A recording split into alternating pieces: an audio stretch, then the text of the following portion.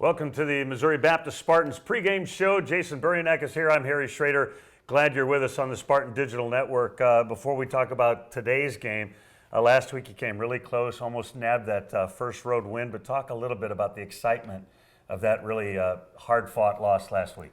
It was really exciting to be a part of, and the thing we talked to our guys about after the game was how much fun it was for everybody to be a part of it. And we had trainers, managers, coaches, all they kept talking about is how much fun it was to be a part of that game. Even though we lost, it was the most fun that they said they'd had since we kicked off last season, and it was. They played so hard. Couldn't be more proud of the way that they really fought, hung in there. We were down 35-7 at one point in the second quarter, and just kind of fought our way and hung in there. And before you know it, we had the chance to possibly tie it there at the end of the game with an onside kick. We talked about last week the need to get Kalen Petty really involved in the offense more than he had been week one. Obviously, you were able to do that last week. Yeah, we were just talking. Kalen is a nightmare for defenses to match up against because he's got such good hands. He's athletic. Actually, on the drive in this morning on Mike and Mike, they were talking about the tight end and how it's a re-emerging position, and basketball kids that aren't quite tall enough but athletic, and how they're making a name for themselves in football. And that's Kalen Petty. You know, he can go out there and play basketball with the best of them. He goes out on the football field. He's 265 pounds, running around, runs a sub 4.9 40. Great hands. So he's a huge nightmare, and he's somebody that we want to get the ball to on a weekly basis. But again, you know what we've talked to him about is he's a marked man now. He's going to start seeing double coverage, and you know that's where everybody else has to make plays. And if Sports Information Director of the Year nationally, Brad Seigan, gets behind Kalen, he'll probably be an All-American this year. Yeah, we'll see if he earns his money there, right? That's exactly right.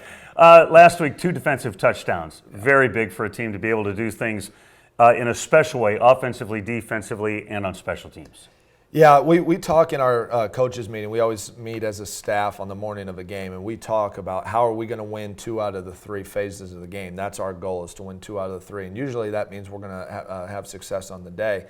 Going into this week, we thought we had to win the special teams battle and we had to win the defensive battle because we weren't sure what we had on the offensive line. We knew we had a bunch of young guys up there.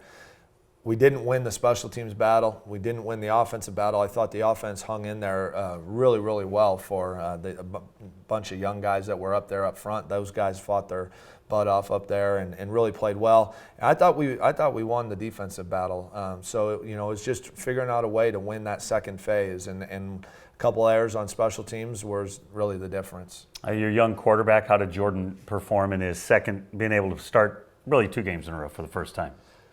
You know, he was up and down, a little bit inconsistent, but overall we moved the ball. He got better as the game went on, and really this was the first time in his tenure here that he's finished a game. You know, the first 2 times he was knocked out early, so it was good to see him finish the game. I thought the offense, that helped them a lot because they started getting some cohesiveness with him back there, and his biggest thing is just sticking with his reads, making sure that he gets rid of the football. You know, he had a sack that he ended up fumbling. They picked it up and scored a touchdown on, and really that's just him having some awareness and knowing what his clock is.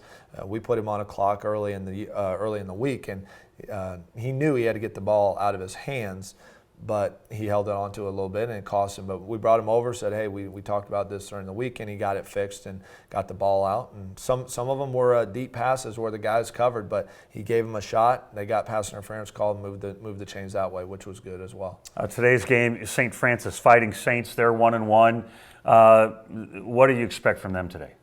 Well, they're a hard-nosed team. You know, I remember playing them when I was at McKendree, and they're just a bunch of blue-collar, tough young guys that go out there. They play hard for 60 minutes, and we've talked to our guys about matching the enthusiasm. And I felt that in that Siena Heights game, the momentum really started to turn after we got some of our second defensive score, and the whole bench was just behind every game. I talked to our guys on Monday about how it was fun to watch because we'd go to the bench and make adjustments, and it was hard to keep those guys on the bench to finish our adjustments because they wanted to get up and see what the offense was doing or what the defense was doing, and that was really neat to see. So we've got to bring that same type of passion and enthusiasm into this week.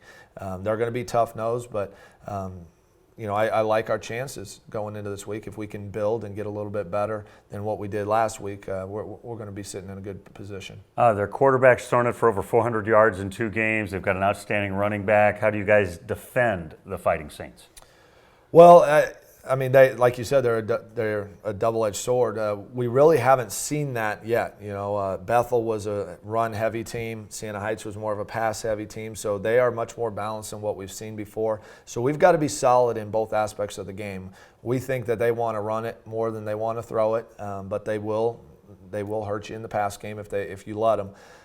Judging off of last week's film, we think that the run game is probably going to be on their forefront of their mind as well, because we didn't do a very good job against Bethel stopping the run. We did a pretty good job stopping the pass last week. So what we've talked about on the defensive side of the ball is we've got to do a better job of taking away what the team wants to do. In neither game did we feel like we were good enough against the pass last week, good enough against the run week 1. So we need to be good against what they really want to do, and when we think that's running the football. You've been dinged up along the offensive line. How is your team health? Coming along. I think as a team we're relatively healthy. We haven't lost anybody for the season, which has been crucial for us. But we're starting to get some of the linemen back. We lose Frankie Hernandez this week because of a family issue he's got to go tend to, which is going to be a loss on the O-line. But again, those guys just got to keep stepping up and making plays. And we do get Ben Horn back, it looks like, so that'll help. Second game of a 3-game road stretch. Your guys obviously responded well to the first road game. You expect the same kind of thing this week? Absolutely. I think we'll probably be even a little bit better because we'll be a little bit more focused.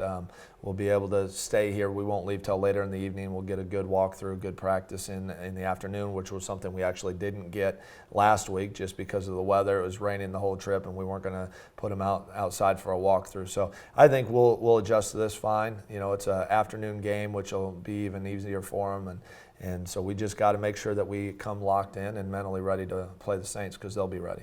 Good luck this week. Thanks. That's head coach Jason Buryanek. I'm Harry Schrader. That is the Spartans pregame show. Stay tuned. Brad Seigan will have the play-by-play for you in just a minute. You're watching Missouri Baptist football on the Spartan Digital Network.